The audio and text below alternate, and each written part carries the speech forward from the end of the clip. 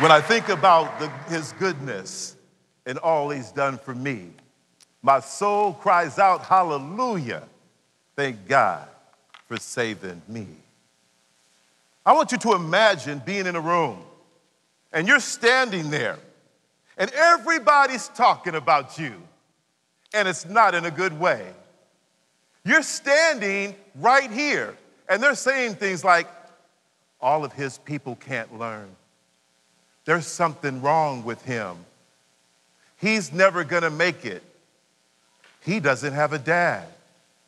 Something's wrong with him. Now, imagine that person they're talking about is you. And you slowly but surely have this same story told about you in film, on TV, in the media. Everywhere you look, it's the same story. You may find that you want to become invisible. I don't want you to see me. Since 2007, we've been conducting a research project, and we wanted to find out why our young men of color are underperforming in virtually every category academically. But guess what? Everybody from the top was working in pedagogy. Let's continue to put more butts in seats. Let's reduce the time they're away from school. That's the answer. Let's create Common Core. Let's make this happen. This has got to be the answer, right? But what's interesting is no one asked you.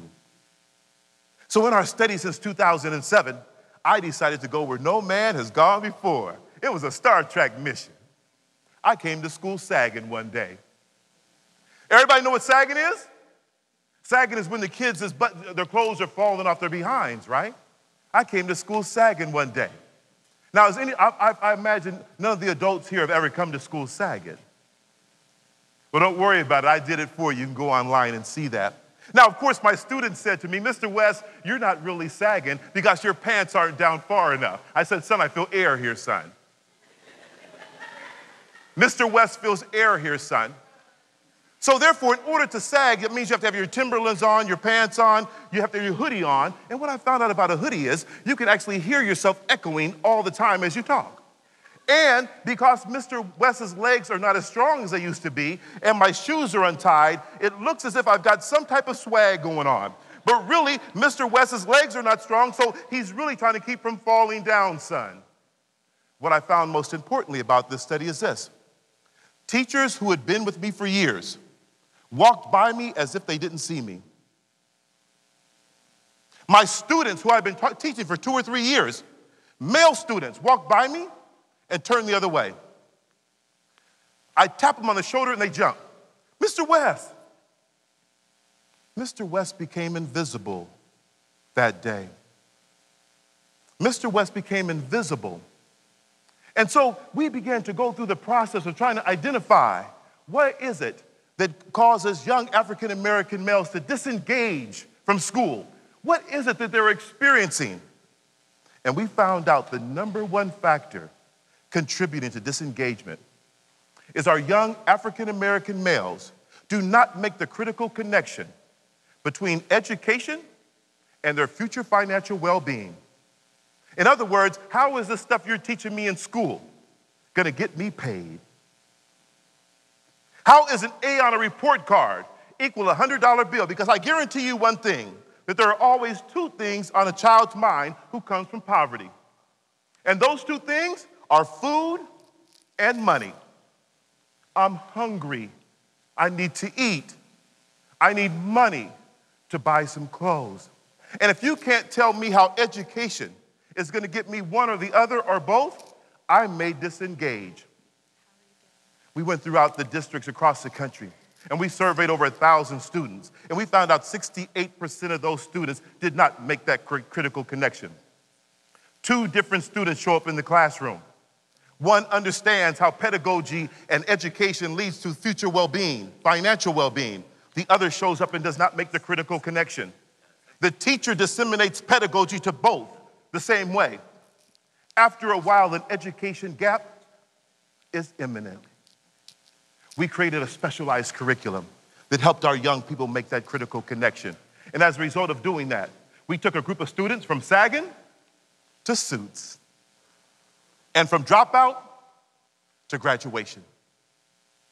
Because we began to understand the strategies in terms of what was necessary to make them make the critical connection. And so when you began to understand our young African-American males, it's not that they don't want to be educated. It's not that they can't comprehend. I'm sure you watched the movie Straight Outta Compton. $56 million on the first day, generated from young men coming from out of Compton, going to research words that teachers say they don't want to look for, being able to lace lyrics over a tight beat. The one thing that's consistent with what they did was they understood there was a reward associated with the information they went to get. So we've gone all over the country using the specialized curriculum to help kids make the critical connection. We've actually trained teachers on the success strategies to re-engage disengaged African-American male students. But what we haven't been able to do is get the top to understand we have to change the way we teach our students. So I've asked a critical question. When does the brain stop learning? When? Never? I've posed this question across the country to thousands of audiences. I get never. When you're in a coma, when you start speaking, Mr. Hall, that's when my brain stopped learning.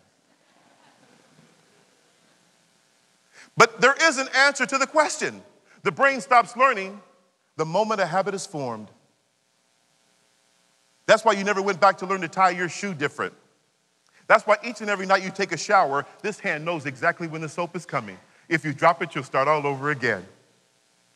I have a little robot that lives inside of me. I tell it what I'm thinking. I tell it what I see. It used to be I controlled the robot. Now the robot controls me. I submit to you, ladies and gentlemen, that we have to now change education. We have to help our economically challenged students make the critical connection between education and their future financial well-being. We have to come into classrooms and provide our teachers with strategies to help economically challenged students make that connection. And by doing so, I submit to you that not only will we change our African-American males from wandering aimlessly on the corners, but they will go to buy businesses that they put on those corners. They will actually now, instead of just wandering aimlessly, they'll buy real estate. They'll take care of their children and marry their mate. When we teach them the value of education and that it's quantifiable and you can monetize an A on your report card, when we begin to give these strategies to our kids, I guarantee you, not only will we change our African-American males, not only will we change our communities, not only will we change ourselves and our approach to them, but by doing so, we will positively impact the future and we will change the world. Thank you, ladies and gentlemen, for your time.